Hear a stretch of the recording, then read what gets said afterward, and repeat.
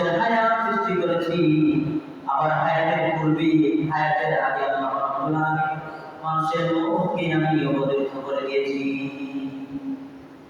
সুতরাং এই আয়াত থেকে বোঝা গেল আমি আপনি দুনিয়াতে আসার বেলায় রব্বুল আলামিন আমার হায়াতকে দীর্ঘায়িত করার পূর্বে আমার মৃত্যুকে রেখে দিয়েছেন, মৃত্যুর বাক্যটা বানিয়ে দিয়েছেন, কখন মৃত্যু হবে, কোথায় মৃত্যু হবে, কিভাবে মৃত্যু হবে রব্বুল আলামিন কি করে দিয়েছেন, দাউদে মাহফুজের মধ্যে লিপিবদ্ধ করে দিয়েছেন।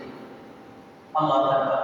তাহলে কেন তো অহংকার, গাম্ভীর্য, কেন তো তকব্বুরি, কেন রব্বুল আলামিনকে মানব না, কেন ইবাদত করব না, কেন আল্লাহর রাস্তায় চলব না?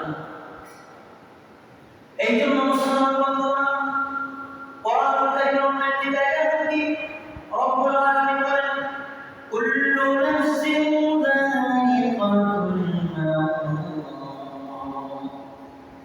আল্লাহ রাব্বুল আলামিন বলেন দুনিয়ার মধ্যে যা কিছু আছে, জান্নাত বস্তুরা যত কিছু রয়েছে সবার মৃত্যু পদার্থ একদিন মৃত্যু হবে।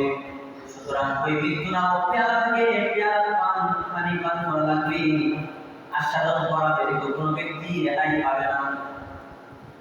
যদি সে মৃত্যু থেকে রেহাই পাওয়ার জন্য, সে বাঁচার জন্য যদি সাধ্য রেখে কোথাও লুকানোর চেষ্টা করে, শুধু তাই না, জমিন থেকে আসমান সিঁড়ি লাগিয়ে যদি সে সেখান থেকে পলায়ন করার ইচ্ছা পোষণ করে, তবুও সে দুনিয়া থেকে পলায়ন করতে পারবে না। ঠিক সময়, নির্ধারিত সময় তাকে মালাকুল মউত মৃত্যু তাকে দেওয়া করবে। সেই সময়কালে নির্ধারিত